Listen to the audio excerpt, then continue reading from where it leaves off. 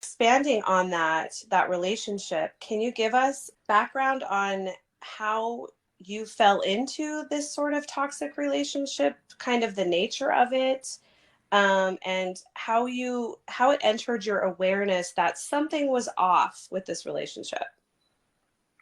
Yeah, yeah. I think a lot of us go through those aha moments, and I really want to make a video at some point about that. But we go from, this relationship doesn't feel right to, I think this is abuse to, oh no, there's something very, very wrong with this person.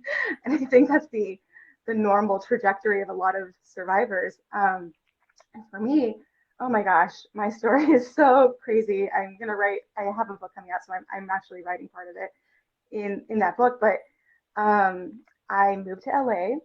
I started a new job, and I met this um, YouTube influencer, video game YouTube influencer, and because I work in marketing, and we had like similar, our paths crossed similarly, and he seemed wonderful at first. They all do.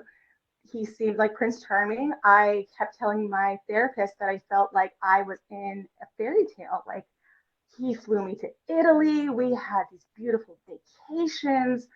Um, I actually had told my mom at the time that he was the most empathetic person I've ever met. And I learned now that he was just like mirroring me essentially. But he was so kind and such a gentleman. And I met his family early on. And, I'm in my mid 30s and I'm like ready to settle down. And you meet some guy that is not ghosting you. And you're like, wow, they seem like they have their shit together. And I'm meeting his family and they seem serious. And this sounds great. Um, and then we roughly knew each other, I want to say 6, 7 months. I could be just a little bit more than that. But he wanted to buy a house and have me co-sign on it. And my thought was that this is like a fairy tale. I'm going to have a house in California, which is so rare and hard to achieve. Um, and I'm going to move in with this guy that seems to be absolutely adore me. And he was so vulnerable and we talked about everything. And it was just the most convincing act. I cannot believe how it could have been fake.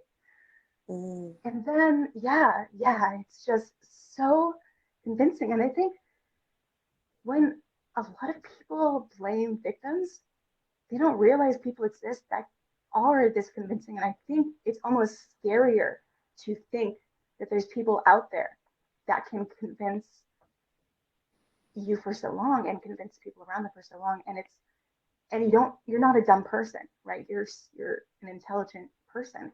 Hmm. And so I think anyone could be susceptible to this.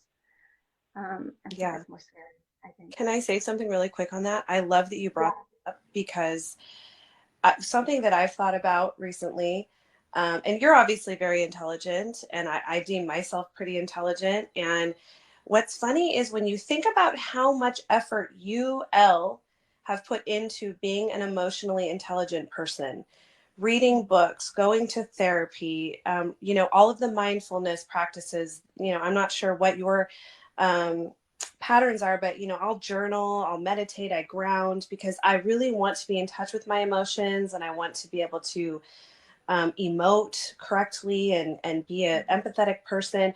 I have spent years, decades trying to learn how to be in touch with my emotions and how to love people properly.